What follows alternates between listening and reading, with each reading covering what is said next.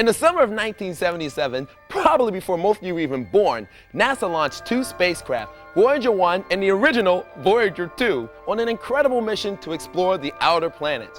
What they found were sights never ever seen before. Big giant hurricanes, bigger than the planet Earth, a moon with an active volcano, and whole planets actually dipped on its sides. Hey, and they're right here in our solar system. Hi, I'm Phil Moore, and today we're going to boldly go where no classroom has gone before.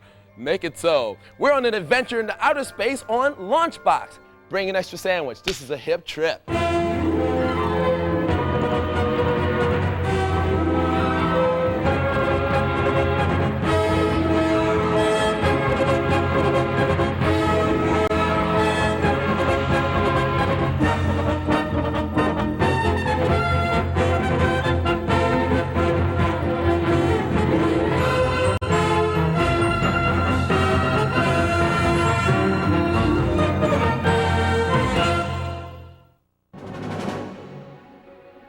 Whoa, slow down. Check this out. After traveling about 390 million miles from Earth, Voyager reached its first stop, Jupiter, the largest of all the planets in the solar system, and it was named for the king of the Roman gods. Now, like our sun, Jupiter is composed of helium and hydrogen gases that have combined to form these incredible clouds that race across the face of the planet. Okay, now time for a reality check. Just how big is Jupiter? Check it out. Let's take a look at planet Earth. Hi, Mom. Look, here I am. This is planet Earth. Yeah, this is a big planet. Jupiter is about 11 times larger than Earth. Look, it shrunk down to teeny weeny. I pinch you, Earth. Take a look at this giant hurricane. Oh, Annie M. It's the Great Red Spot. And it is so incredibly big that you could actually put 3 planet Earths inside of it. Imagine 3 Earths inside of this thing. Jupiter has at least 16 moons. 2 of them are larger than the planet Mercury. It's like everything out here is big. Now, 2 of my favorite moons are Europa and Io. Let's look at Europa. It's about the size of our moon, and it's like a giant snowball because it's covered by fresh ice. Boy! Now, a little hint, don't get hit in the face with this moon. Leave a nasty hickey right there. The scientists believe that liquid water can be found underneath of its crust of ice. And where there's water, perhaps maybe there's life also. Io is about the size of our moon. And look at all of those colors, yellows and orange. This thing looks like an orange peel. And these colors come from heated sulfur. Sulfur smells like bad eggs. In other words, this planet stinks. Now, some of these volcanoes shoot hot sulfur 150 miles into space. And it does smell bad. Anyway, we just saw Europa as a giant snowball and its sister moon as a giant volcano, right beside each other. Go figure. Now, I'm going to turn you over to the testing center of Starbase 1 so you can see how much you know about the giant Jupiter. Now, listen, I hope you were paying attention. I don't want to be standing here wasting my time.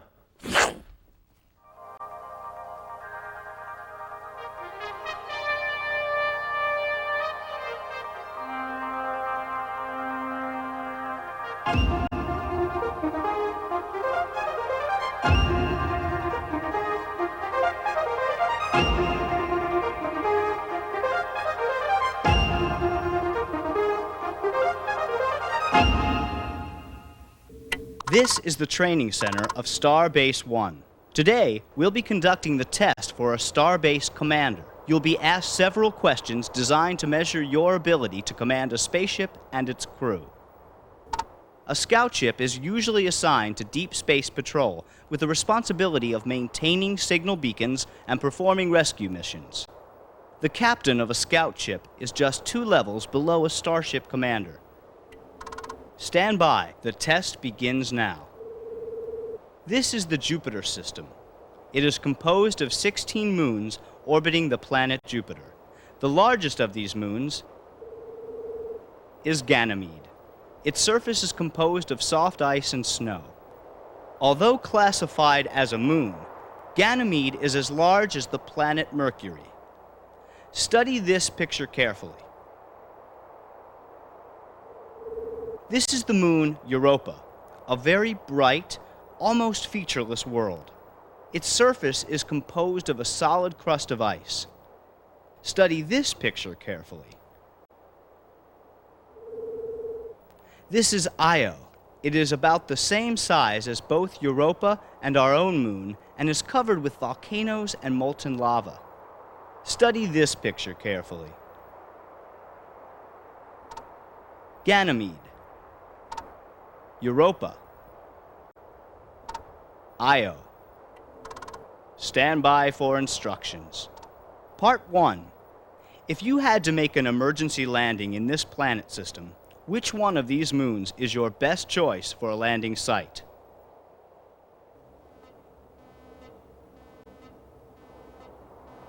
Your time is up. Now I'll program the computer to make a simulated landing on each of these moons. Let's see what would have happened if you would have landed on Io. Io is a moon covered with volcanoes and molten lava, and therefore it is not a safe place for your scout ship to land. This is Ganymede. You may remember that this moon is as large as the planet Mercury. However, if you chose to land here, your ship would have sunk into the soft snow and ice, resulting in the death of your crew. Europa has the only safe landing sites. This moon has a solid crust of ice, and therefore it can hold the weight of a scout ship. Of these 3 moons, only Europa should be used as a landing site. Part 1 of this test is complete. Please score yourself. For those of you who have successfully completed this test, congratulations. Report to Level M for your pilot certificate. And this is the testing center of Starbase 1 signing off.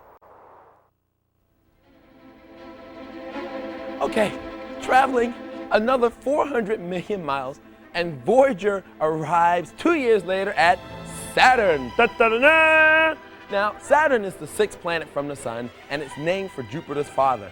And it is the most incredible looking planet. You look marvelous, planet. Yes, you do. Now, like Jupiter, it's a large gaseous planet composed of hydrogen and helium. And Saturn isn't really round. Take a look, it kind of bulges in the middle. And that's because it's been so incredibly fast. It only takes 10 hours for the planet to rotate and spin around once. Now, Earth, as you know, takes 24 hours. That's how we get a day. Now you know. Time for another reality check. Here's Earth, boom, and here's Saturn, which is about 9 times bigger than Earth. Let's put them together and see what it takes, see how it looks. Boing, look at that little teeny Earth right there. Look, there it is. Look at these rings around. Thousands of them surround the planet. It's incredible. They're very, very thin, less than 300 feet thick. The ring material varies from small little objects the size of golf balls to other objects the size of a house. Now, the rings may be part of satellites or moons that were destroyed, or perhaps material left over maybe from another planet when it formed. We don't know. I've never been there. But Saturn has 17 moons. Let me show you 2 really interesting ones, Meiros and Titan. Now, Meiros, take a look at it. This is so cool. It looks like the Death Star from Star Wars. Luke, use the Force, Luke.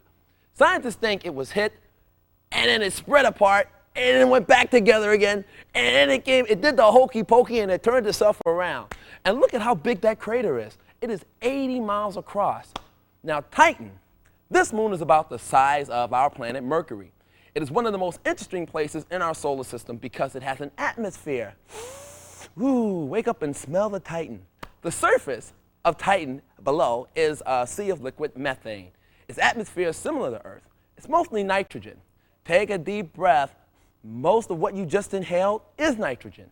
Our atmosphere on Earth is 78% nitrogen and 21% oxygen. So is there life on Titan? What do I look like, Jean-Luc Picard? Let's go there and find out one day. Who knows? But right now, our next stop is back to Starbase 1 for a journey to Saturn. Questions for you. Answers.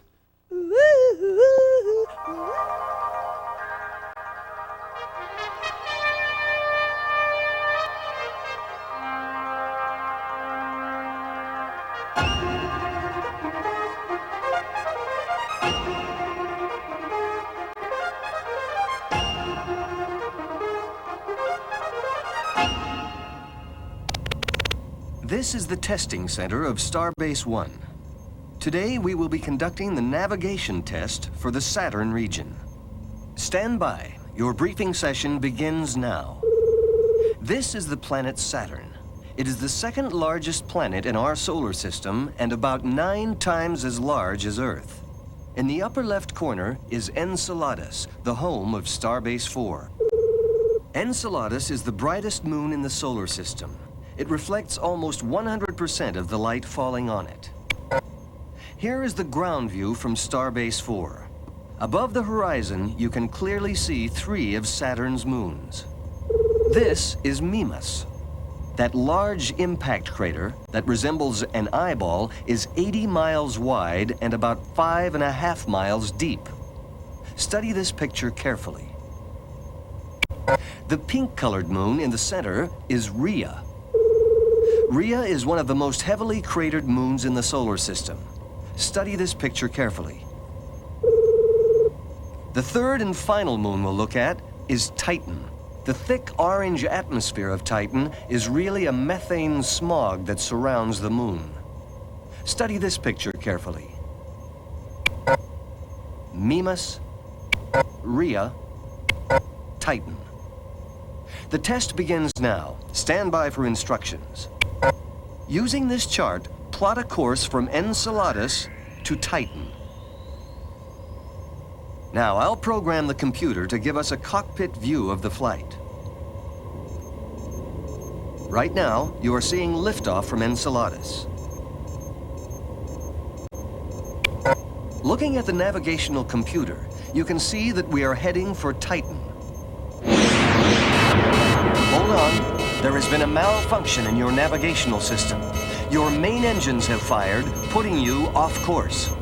You'll have 5 seconds to decide whether you should continue or abort this flight to Titan. Here is the view outside your spaceship. Are you still on the correct course?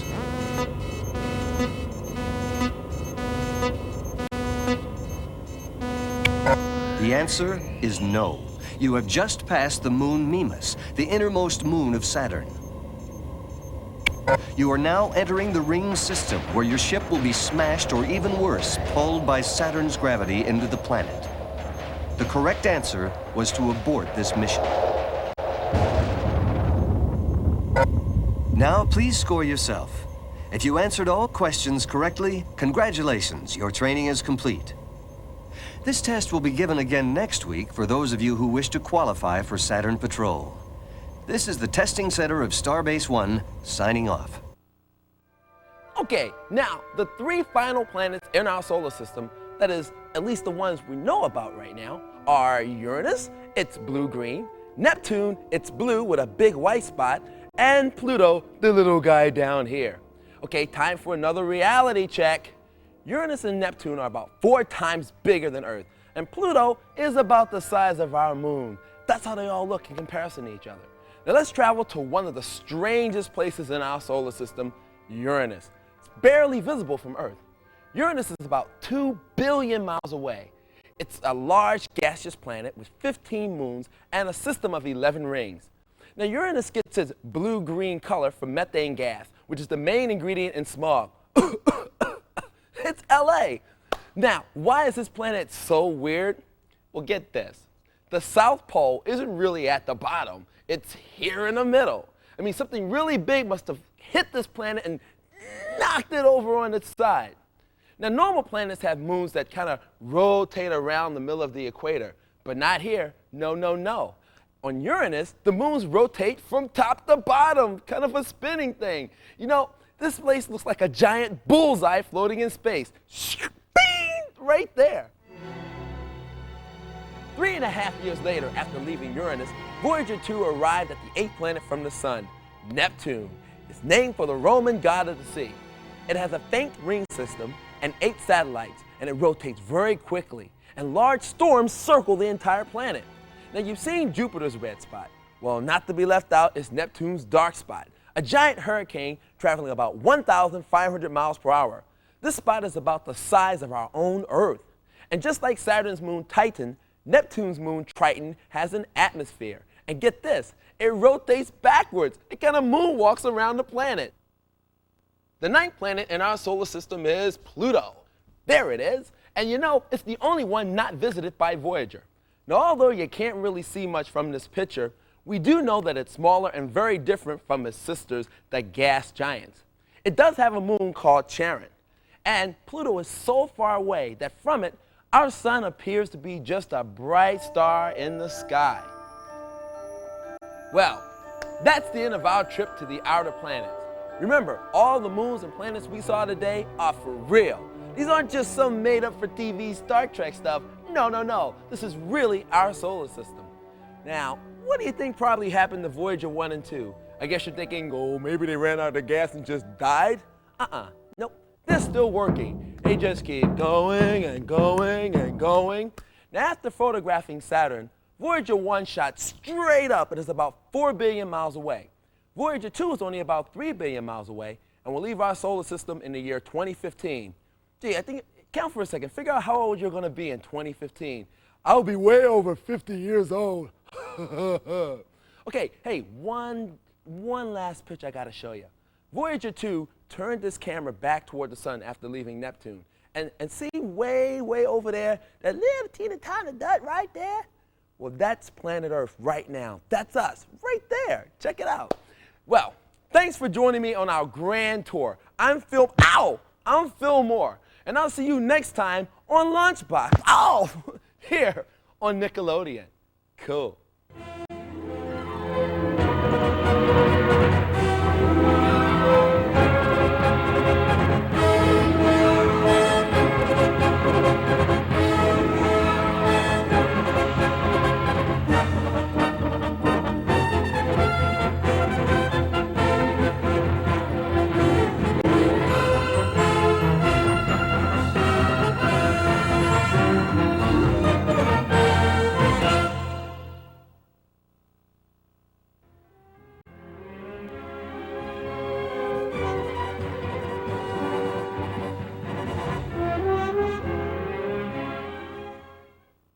Hi, I'm Mike McCulley, and welcome to the teacher's portion of Launchbox. I was the pilot on Space Shuttle mission STS-34, and during our mission we deployed the Galileo spacecraft, which will study the planet Jupiter. Part of the Galileo probe will slam into Jupiter's atmosphere at 115,000 miles per hour, fast enough to jet from Los Angeles to New York in 90 seconds. And speaking of Jupiter, today's subject is the outer planets. If it seems I'm going too fast, don't worry. You can always go back later, pause the tape, and take as much time as you need to take notes. Ready? Okay then. The ancient astronomers observed points of light in the heavens that appeared to wander among the stars, and they called these objects planets, which means wanderers, and named them after great mythological deities. There are 9 known planets in our solar system, and from the Sun, the inner planets are Mercury, Venus, Earth, and Mars. The outer planets are Jupiter, Saturn, Uranus, Neptune, and Pluto. By studying and comparing the geology of planets and moons, we are learning more about the origin and history of the world and the solar system as a whole. In the approximately 30 years of the space age, knowledge about the solar system has advanced further than in all the previous centuries since civilization began. The 5th planet from the Sun is Jupiter. It's the largest planet in the solar system. The diameter of Jupiter is about 11 times greater than Earth's diameter. Jupiter is well known for its Great Red Spot, which is a tremendous atmospheric storm that's similar to Earth's hurricanes and rotates counterclockwise. This storm does change slightly in size, but at its largest, it could swallow 3 Earths. Jupiter has 16 known satellites. Io is probably the most volcanically active member of the solar system. Jupiter's surface is composed chiefly of hydrogen gas, and it has some features considered attractive for life. Its clouds contain water, nitrogen, and carbon, the latter 2 in combination with hydrogen as ammonia and methane, respectively. And Jupiter's atmosphere literally seethes with lightning and other energy, which can provide the catalyst to create pre-life organic compounds. Primitive life is supposed to have appeared on Earth when Earth's atmosphere consisted of hydrogen, methane, ammonia, and water vapor. Nevertheless, the possibility of life on Jupiter is very low because, among other things, its violent weather could destroy organisms as fast as they develop. Saturn is the sixth planet from the Sun and the second largest planet in the solar system, and it is known for its beautiful rings. Like Jupiter, Saturn is believed to have no solid surface. A popular conception of the planet depicts it as gradually changing inward to progressively denser layers of gaseous and then liquid hydrogen that encompasses a comparatively small iron silicate core. Hydrogen has been identified as Saturn's major atmospheric component. The third largest of the planets, Uranus, takes 84 years to travel around the Sun. Also, Uranus rotates on its side. Its atmosphere consists mainly of hydrogen, with about 12% helium and small amounts of ammonia, methane, and water vapor. Surrounding the planet's atmosphere and extending thousands of kilometers into space is a mysterious ultraviolet sheen called an electroglow. Uranus has 11 rings composed of boulder-sized chunks. About 5,000 miles below Uranus's cloud tops, there is thought to be a scalding ocean of water and dissolved ammonia some 6,000 miles deep. And beneath this ocean is an Earth-sized molten core of heavier materials. The fourth largest of the planets, Neptune, is believed to be a twin of Uranus. Voyager 2 completed its 12-year tour of the solar system with an investigation of Neptune and its moons. Like the other giant planets, Neptune has a gaseous hydrogen and helium upper layer over a liquid interior. The planet's core contains a higher percentage of rock and metal than those of the other gas giants. Neptune's distinctive blue appearance, like Uranus's blue color, is due to atmospheric methane. Neptune has two well-known moons, Triton and Nereid. Voyager 2 found 6 more. Triton has more rock than its counterparts at Saturn and Uranus. Triton's mantle is probably composed of water ice, but its crust is a thin veneer of nitrogen and methane. Triton seems to be orbiting so close to Neptune that it appears in danger of being torn apart by Neptune's gravity. Pluto is the most distant of the planets and is the smallest planet in our solar system. It appears to be little more than a celestial snowball. Its diameter is calculated to be about the same as the Earth's moon. Ground-based observations indicate that its surface is covered with methane ice and that there is a thin atmosphere that may freeze and fall to the surface as the planet moves away from the Sun. The planet has one known satellite, Charon. Charon's surface composition is different from Pluto's. The Moon appears to be covered with water ice rather than with methane ice. Its orbit is gravitationally locked with Pluto, so both bodies always keep the same hemisphere facing each other. Pluto and Charon's rotational period and Charon's period of revolution are all 6.4 Earth days. Although no spacecraft have ever visited Pluto, NASA is currently exploring the possibility of such a mission. The rest of the program will consist of lists of suggested activities. They won't be on screen long, so it will probably be necessary to pause the tape in order to take notes. Thanks for joining us today on Launchbox.